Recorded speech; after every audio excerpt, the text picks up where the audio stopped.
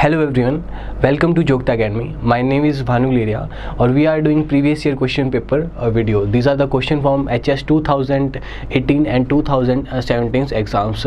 These are the question from miscellaneous sections, from the cultural part, from the economic sections. You can analyze what type of question commission is going to ask you in the upcoming exam, or you can prepare according to the latest pattern commission is followed. So the first question is Dohru. Dohru is a traditional woollen dress worn by the women of which district. जो डोहरू है वो किस district की औरतों के द्वारा dress use की जाती है। ऑप्शन है उन्ना, ऑप्शन बी है कांगड़ा, ऑप्शन सी है बिलासपुर, ऑप्शन डी है किन्नौर। तो option D is the right answer. जो किन्नौर की औरतें हैं वो डोहरू। अब डोहरू क्या है? ये एक तरह की आपकी वुलन साड़ी है। डोहरू क्या है? जो वुलन साड़ी है। और किन्नौर की अगर कैप की बात करें, कैप भी है थेपांग।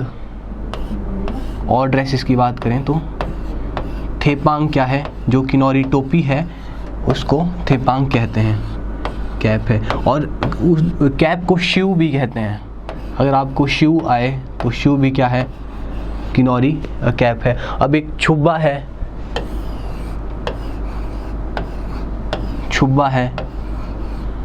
छुब्बा भी एक तरह का, अगर हिंदी में बात करें तो जो चोगा है, एक तरह की ड्रेस है, जो चोगा है उसे छुब्बा कहते हैं। और आपकी चोली, ये तो आप जानते हैं कि जो फुल स्लीव ब्लाउज़ होता है उसे चोली कहते हैं। इसी के साथ एक आता है चनाली। चनाली, ये सब राइट डाउन कर लीजिएगा, ये ड्रेसेस के पार्ट हैं। चनाली क्या है? तो शॉल है।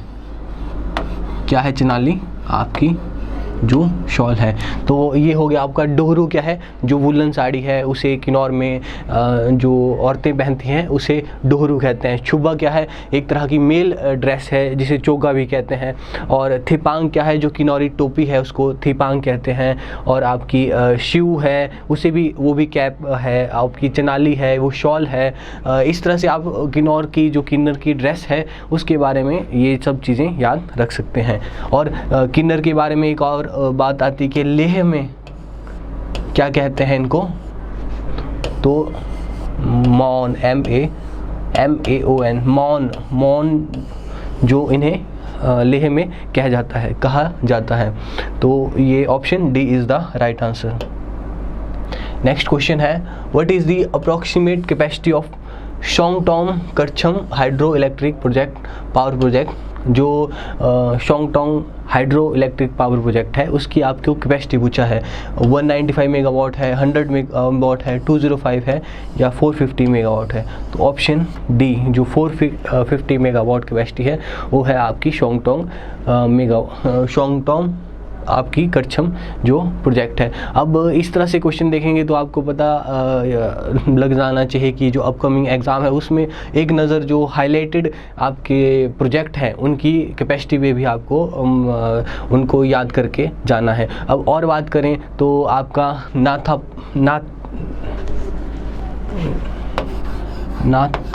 नाथप्पा जो है प्रोजेक्ट, उसकी कैपेसिटी है आपकी 1500। खाब प्रोजेक्ट है, किन्नौर में ही खाब प्रोजेक्ट है। और आपका करछम बांगतू है, करछम वांगतू है उनकी। अब खाब और करछम वांगतू की, खाब की है 1020 मेगावाट और करछम वांगतू की है 100 मेगावाट। 1000 मेगावाट। 1020 मेगावाट है आपकी खाब जो प्रोजेक्ट है किन्नौर में। और करछम वांगतू जो प्रोजेक्ट है उसकी है 100 मेगावाट। और जो नाथप्पा है उसकी है 1500 मेगावाट। तो इस तरह से 450 होगी आपकी शोंगटोंग करछम की। Next question, in which district central government approved the 80 lakhs 2011 for setting up of snow leopard centre. जो स्नो लेपर्ड सेंटर है वो कहाँ पे एस्टेब्लिश होने जा रहा है, या किल्बा किन्नौर में है, किबर इन लाहौल स्पीति में है, सैंज इन कुल्लू में है, या जो पांगी इन चंबा में है। तो स्नो लेपर्ड है किबर इन लाहौल स्पीति। अब स्नो लेपर्ड की बात करें तो हमारा स्टेट एनिमल है, और स्टेट एनिमल होने के साथ साथ अब इसकी बात करें IUCN ने इसको कहाँ पे रखा है, तो अपेंडिक्स, IUCN के द्वारा अपेंडिक्स जो फर्स्ट है उसमें, और Indian wild life protection act है 1972 का, IUCN ने इसको वल्नरेबल रखा है, वल्नरेबल की कैटेगरी में रखा है। IUCN ने इनको वल्नरेबल की कैटेगरी में रखा है। और साइट्स जो हमारी है एनवायरनमेंट का पार्ट रहता है, साइट्स जो है उसने अपेंडिक्स 1 में रखा है। और जो आपका Indian wild life protection act है 1917 का, इसमें शेड्यूल 1 में स्नो लेपर्ड को रखा है। अगर यूपीएससी के क्वेश्चन की बात करें तो यूपीएससी में ये क्वेश्चन बनता है कि आपका कौन सा एनिमल किस कैटेगरी में है। अगर आप एचएस के इंटरव्यू में भी अगर जाएंगे तो ये इस तरह का क्वेश्चन एक्सपेक्ट कर सकते हैं कि अगर स्नो लेपर्ड की बात है तो वो आपको पूछ सकते हैं कि Indian wild life protection act में किस शेड्यूल में है, तो शेड्यूल 1 में है। साइट्स में किस में है, अपेंडिक्स 1 में है। और IUCN का क्या स्टेटस है, तो वल्नरेबल की कैटेगरी में आपका स्नो लेपर्ड आता है। और इसको कंजर्व करने के लिए किबर लाहौल स्पीति में ये सेंटर एस्टेब्लिश करा है। नेक्स्ट क्वेश्चन है, to improve the gross enrollment ratio in higher education, the government of HP has adopted राष्ट्रीय उच्चतर शिक्षा अभियान, the centrally scheme in the year. अब सेंट्रली स्कीम है ये राष्ट्रीय उच्चतर शिक्षा अभियान, वो कब लागू किया गया, 2012, 2013, 2014, 2015। तो option C is the right answer. 2014 में जो हायर एजुकेशन है उसमें ये उसको बढ़ावा देने के लिए राष्ट्रीय उच्चतर शिक्षा अभियान, या उसमें क्वालिटी इंक्रीज करने के लिए ये लाया गया था। Who is the author of book polyandry in Himalaya. अब हम देख सकते हैं कि बुक से एक क्वेश्चन हर बार पूछा जा रहा है, तो जितनी भी बुक्स है अगर आप 50-60 बुक्स के ऑथर याद करके चले जाते हैं एग्ज़ाम में तो वो आपके लिए एक एज रहेगा। डॉक्टर YS परमार है, या CG ब्रूस है, या VP मेनन है, या MS गिल है। तो ये है आपके डॉक्टर YS परमार की है पॉलीएंड्री इन हिमालय। और उनकी और बुक्स की बात करें तो Himachal Pradesh, its shapes and size, doctor YS Parmar की HP its shape and size भी इन्होंने लिखी थी।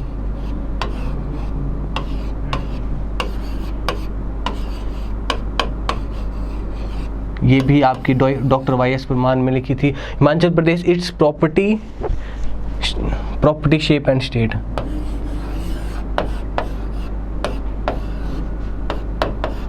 इट्स प्रॉपर्टी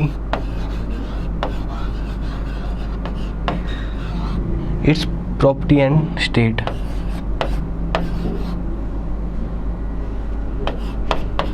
ये भी इन्होंने बुक लिखी थी। और साथ में जो पॉलीएंड्री इन हिमालयस है ये भी आपकी डॉक्टर YS परमार ने लिखी थी। तो option A is the right answer. Next question की तरफ है, Which famous football tournament was started in 1888 from Annadale. जो अनाडेल ग्राउंड है उसमें 1888 में एक फुटबॉल टूर्नामेंट स्टार्ट हुआ था, वो आपको बताना है। क्या सुब्रोतो है, संतोष ट्रॉफी है, डुरंड कप है, या फेडरेशन कप है। तो ऑप्शन सी डुरंड कप है, वो आपका कब स्टार्ट हुआ, 1888 में। और कहाँ से स्टार्ट हुआ, अनाडेल जो ग्राउंड है। अब और प्लेसेस की बात करें तो जहाँ पे इंडियन और प्लेसेस की बात करें तो इंडियन नेशनल कांग्रेस है, इसके आपको पता है कि जो फाउंडर हैं वो कौन थे, A.O. ह्यूम। अब इनके दिमाग में जो इंडियन नेशनल कांग्रेस बनाने का आइडिया आया वो कहाँ पे आया, किस जो आपकी बिल्डिंग थी उसमें आया, तो उसना रोथनी कैसल, रोथनी कैसल जो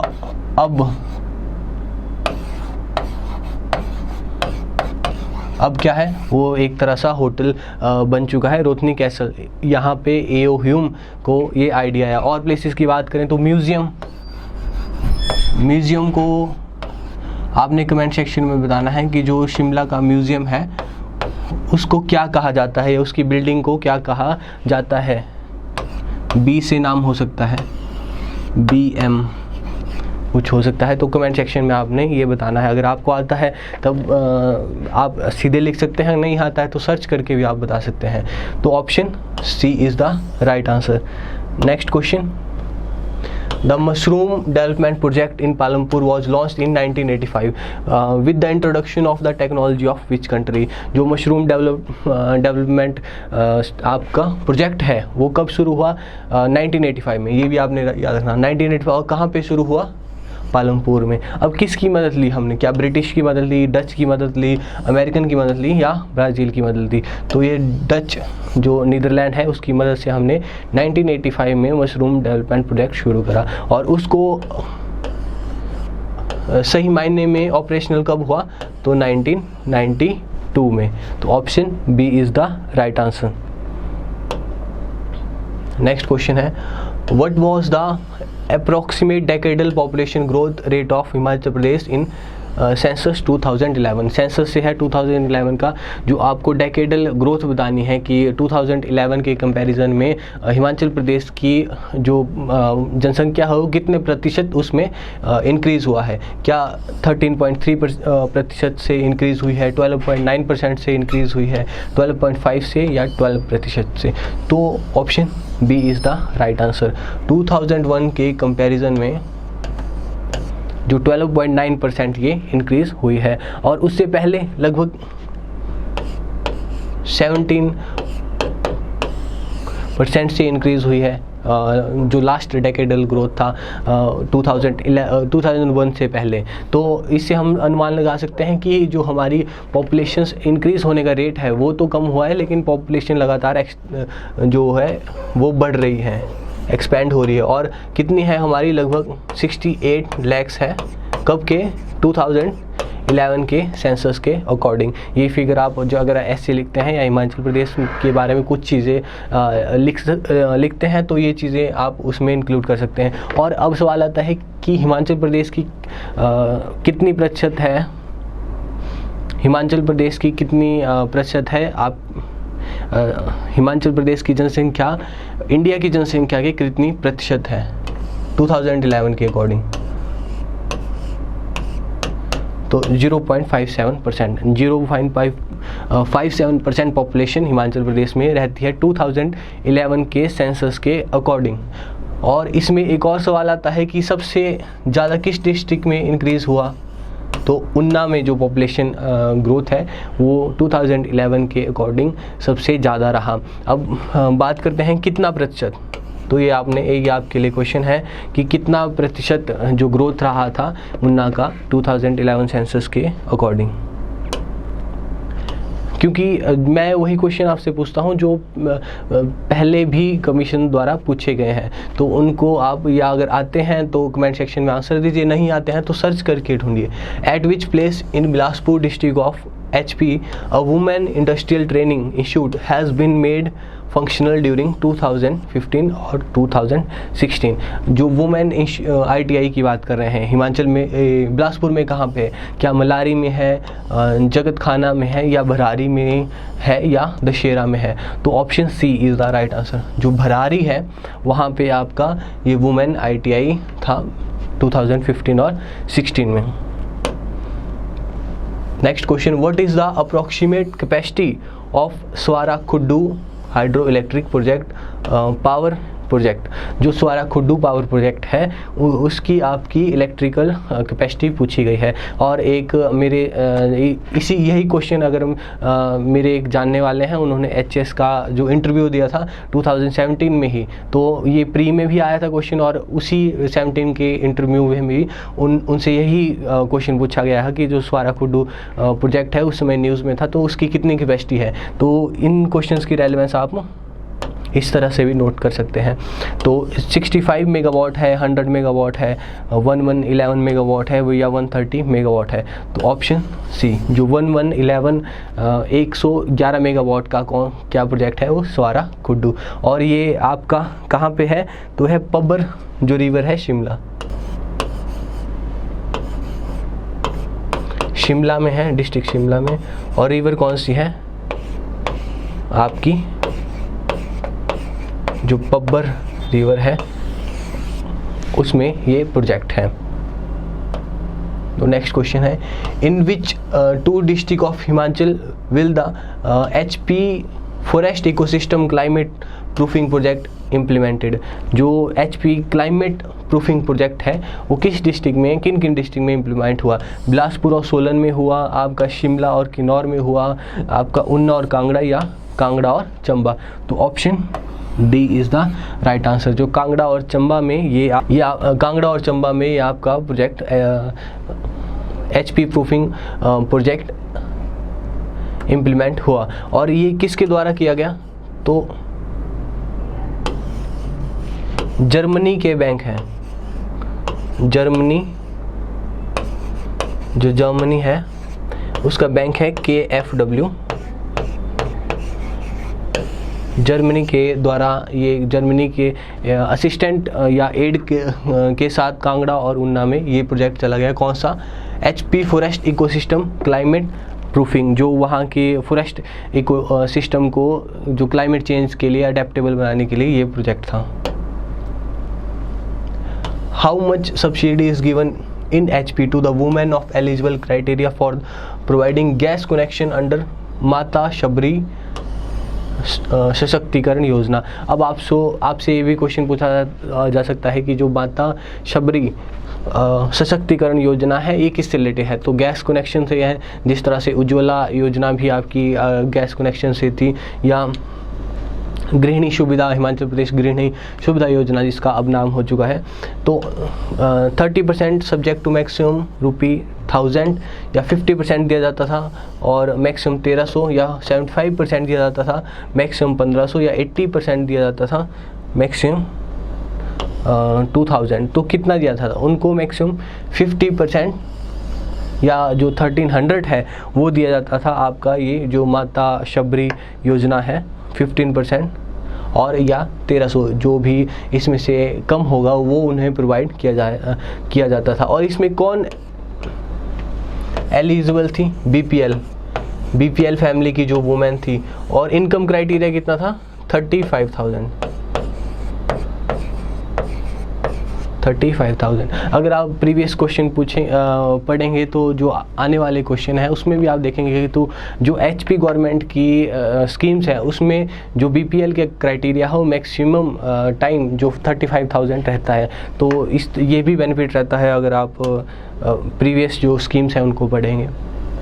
what is the architecture style of Hateshwari temple at Hatkoti in Jubbal tehsil of Shimla district. जो जुब्बल तहसील है शिमला डिस्ट्रिक्ट की, उसमें जो हाटेश्वरी टेम्पल है उसका आर्किटेक्चर स्टाइल आपको बताना है। क्या पेंट रूफ है, पगोड़ा है, कोन शेप्ड है, या पिरामिडल है। तो option D is the right answer.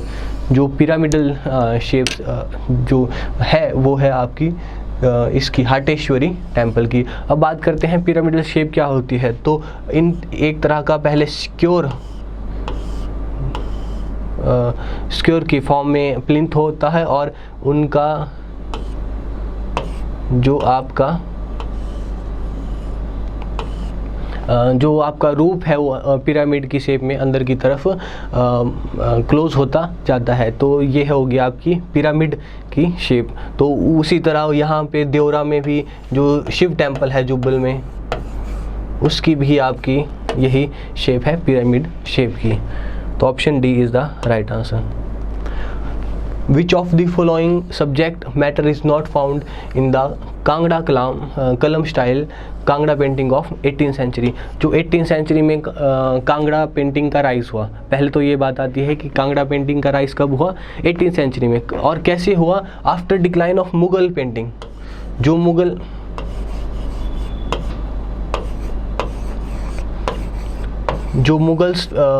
Mughal सल्तनत का डिक्लाइन हुआ, उसके बाद जो पहाड़ी पेंटिंग जैसे जैसे राइज करने लगी, उसमें कांगड़ा पेंटिंग भी एक थी। तो उसमें से क्या क्या कौन सी थीम नहीं थी? क्या गीता गोविंद ऑफ जयदेवा वहाँ की थीम थी, या सतसाई ऑफ बिहारी थी, या पद्मावत ऑफ जेपी थी, या रसिक प्रिय ऑफ केशव दास थी? तो गीता गोविंद तो थी आपकी कांगड़ा पेंटिंग की, और सतसाई ऑफ बिहारी भी थी, रसिक प्रिय ऑफ केशवानंदा भी थी, लेकिन जो पद्मावत ऑफ जेपी थी वो कांगड़ा जो पेंटिंग है या कांगड़ा स्कूल ऑफ पेंटिंग है उसका इसके साथ, पद्मावत के साथ कोई रिलेशन नहीं था। और बात करें कांगड़ा पेंटिंग की, तो हम पहले भी बात कर चुके हैं कि गोवर्धन के टाइम, गोवर्धन चंद जो थे कांगड़ा के, उनके समय कांगड़ा पेंटिंग आपकी एक तरह से उन्होंने, गोवर्धन चंद ने पैट्रोनाइज करी थी। अब जेनिथ पे, चरम पे किसके समय थी?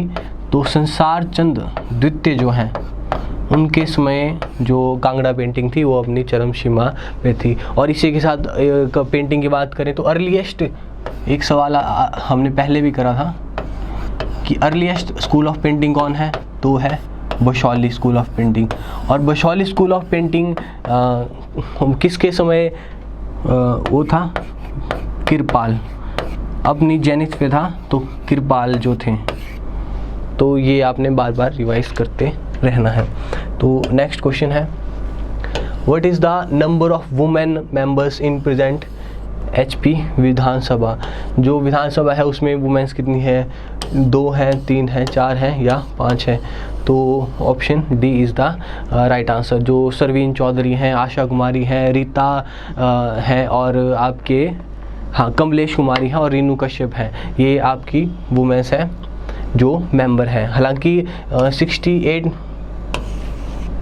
जो सीट्स हैं उसमें सिर्फ 5 ही हैं, तो ये भी एक जेंडर इक्विटी का सवाल है, या मतलब इसमें जेंडर बाइसनेस दिखती है, लेकिन 5 जो मेंबर है वही हमारी सिर्फ महिला हैं जो लेजिस्लेटिव असेंबली की मेंबर हैं। At which place in Himachal district of HP is government sheep breeding farm? अब शिप ब्रीडिंग फार्म है वो चौपाल में है, क्या कियारी में है, ज्योरी में है, या मांदा में है? तो sheep breeding farm Jeori Shimla में है। और बात करें तो ताल में है, हमीरपुर में, ताल हमीरपुर में शिप ब्रीडिंग फार्म। करछम है आपका, करछम की नौर की बात करें तो सरोल है आपका चंबा का।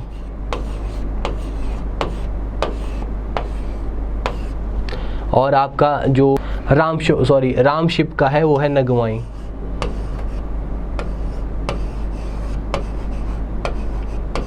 नगवाई मंडी डिस्ट्रिक्ट में वो रामशिप का है। देखो ताल हमीरपुर हो गया एक, और दूसरा हो गया करछम किन्नौर, सरोल हो गया आपका चंबा, और नगवाई मंडी में, और ज्योरी आपका शिमला में। तो option C is the right answer. Next question है, according to 2010-11 agriculture census what is the percentage of small land holding in HP? जो स्मॉल लैंड होल्डिंग है हिमाचल प्रदेश में वो कितनी है? तो वो है 18.17% जो है वो है हमारी स्मॉल लैंड होल्डिंग। अब बात करें कि हमारी कितनी प्रतिशत जो पॉपुलेशन है वो रूरल है।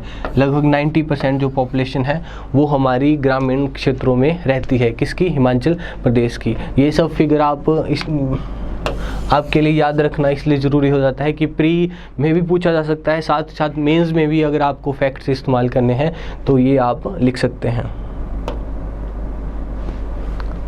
What cement company has been given a prospecting license to carry out a detailed study for the proving the quantity of the limestone deposit in सुगार्थी, थंगार, कुरा, खेरपा, औलीखेरा, कंदल, दधेरा of tehsil Chaupal in district. मतलब कुल मिला के एक पूछा जा रहा है कि जो आपकी शिमला डिस्ट्रिक्ट है चौपाल तहसील में किस कंपनी ने ये लाइमस्टोन डिटेक्शन के लिए या सीमेंट की जो फैक्ट्री लगाने के लिए सर्वे करा है या किस प्रोजेक्ट लिया है। क्या रिलायंस सीमेंटेशन है, एसोसिएटेड सीमेंट कंपनी है, एशियन सीमेंट कंपनी है या एशियन सीमेंट कंपनी है। तो ऑप्शन ए रिलायंस सीमेंटेशंस है, उसने उस समय चौपाल में ये काम करा था। और एक और प्रोजेक्ट सीमेंट की बात करें तो अलसिंधी में भी ये बात करी थी। अलसिंधी कहाँ है डिस्ट्रिक्ट? मंडी में है। और कौन सी कंपनी थी? तो लफार्जे जो लिमिटेड है, लफार्जे लिमिटेड कंपनी मंडी में जो सीमेंट प्रोजेक्ट है उसकी वाइबिलिटी को चेक कर रहे थे। विच हिमाचल रेवोल्यूशनरी एडिटेड सुदर्शन चक्र magazine from the Lahore during the pre independence period. तो प्री इंडिपेंडेंस पीरियड में सुदर्शन चक्र मैगजीन का नाम है, ये किस रेवोल्यूशनरी ने लिखी थी? क्या यशपाल थे, ऑप्शन बी इंद्रपाल थे, ऑप्शन सी शेरजंग थे या ऑप्शन डी स्वामी कृष्णानंद थे? तो ऑप्शन बी जो इंद्रपाल थे उन्होंने ये कहाँ से लिखी थी? लाहौर से। और मैगजीन का क्या नाम है? सुदर्शन चक्र। तो last question, who is the author of book Kullu and Lahaul? Kullu और लाहौल की जो बुक है उसका ऑथर कौन है? क्या C.G. ब्रूस है या E.J. बक है, R.M. बेरिनियर है या W.G. आर्चर है? तो option A is the right answer. जो C.G. ब्रूस है उन्होंने कुल्लू और लाहौल बुक लिखी थी। एक है आपकी कुल्लू और लाहौल स्पीति, कुल्लू एंड लाहौल स्पीति, ये किसने लिखी थी? ये A.P.F. हारकोट, जो A.P.F. हारकोट ये इन्होंने लिखी थी कुल्लू एंड लाहौल स्पीति। और सिंपल कुल्लू एंड लाहौल ये किसने लिखी? C.G. ब्रूस ने। अब आपके लिए एक और क्वेश्चन है, कुल्लूत देश की कहानी किसने लिखी? आपके लिए क्वेश्चन है, कुल्लूत देश की कहानी